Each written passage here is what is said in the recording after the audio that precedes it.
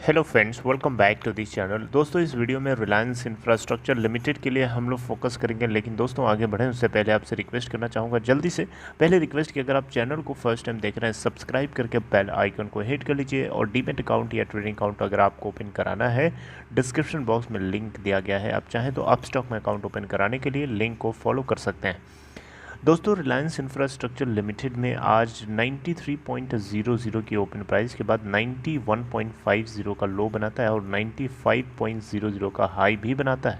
इस पूरे दौरान अगर आप वॉल्यूम देखेंगे तो 22,93,391 ट्रेड किया गया एनएसई पे।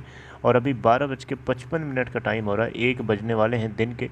और 92.50 के ऊपर ट्रेड हो रहा है, जो कि 0.64% डाउन है अपने लास्ट डे क्लोजिंग प्राइस के कंपेयर में। मार्केट कैप है 2437 करोड़ रुपए और इसका 52 वीक हाई है दोस्तों 108.65 का और लो है 19.20 का। दोस्तों, आपको बताना चाहूँगा रिलायंस इंफ्रास्ट्रक्चर लिमिटेड को 7,100 करोड़ रुपए दिल्ली मेट्रो कॉरपोरेशन लिमिटेड की तरफ से मिलने वाले हैं।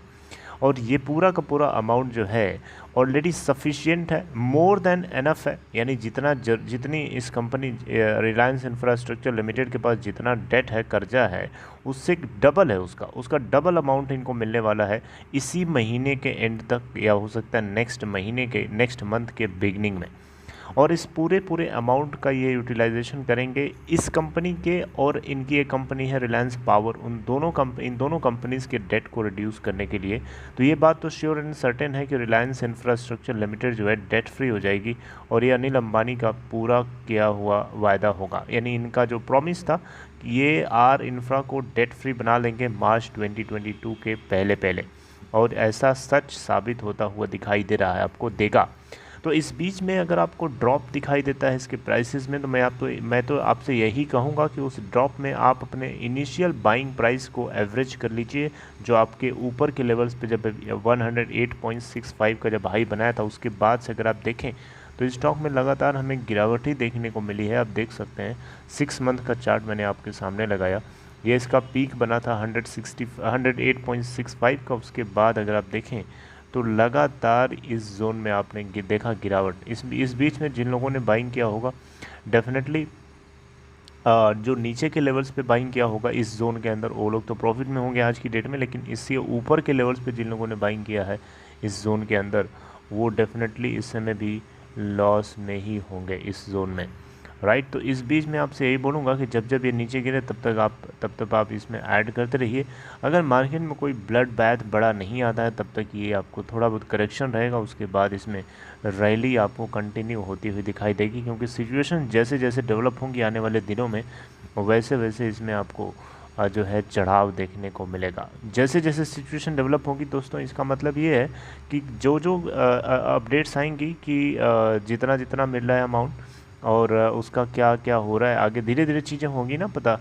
जैसे जैसे चीज़ें डेवलप होंगी वैसे वैसे चीज़ें उसको पब्लिश किया जाएगा, हम लोगों को पता चलेगा, फिर आप लोगों को बताऊंगा, राइट। तो इस बीच में यही बोलूँगा कि जो गिरावट है, इस गिरावट को आप गिरावट ना समझें, इस गिरावट को एक मौके की तरह देखें, और उस मौके को आप अपने लॉसेस को रिकवर करने के लिए आप यूज़ कर सकते हैं। देखिए, पंख खुल गए हैं रिलायंस इंफ्रास्ट्रक्चर लिमिटेड के। डेट बहुत कम है, और ये date reduction drive Anil Ambani आज से नहीं, साल 1.5 साल पहले से कर रहे हैं, 2 साल पहले से कर रहे हैं। और फाइनली ये सक्सेसफुल होता हुआ आपको दिखाई देगा कुछ ही में 1-2 महीने के अंदर अंदर।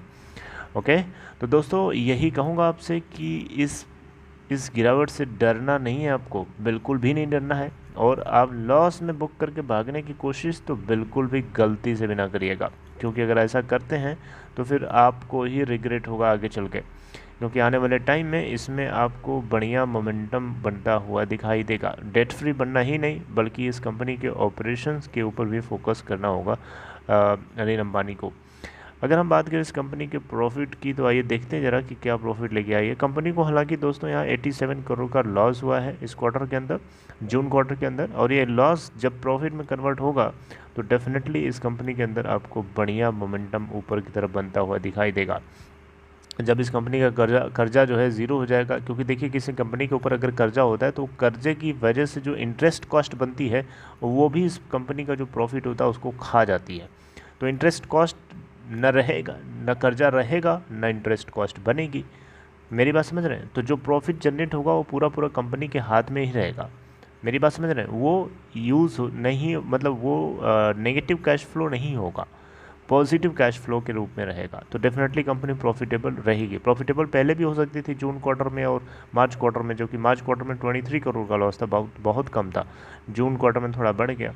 तो ये लॉस नहीं होता अगर कंपनी के पास डेट ना होता। चलिए खैर, आगे आपसे किसी दूसरी इन्फॉर्मेशन के साथ हम लोग मिलते हैं। तब तक अपना ख्याल रखिए। Take care and good bye.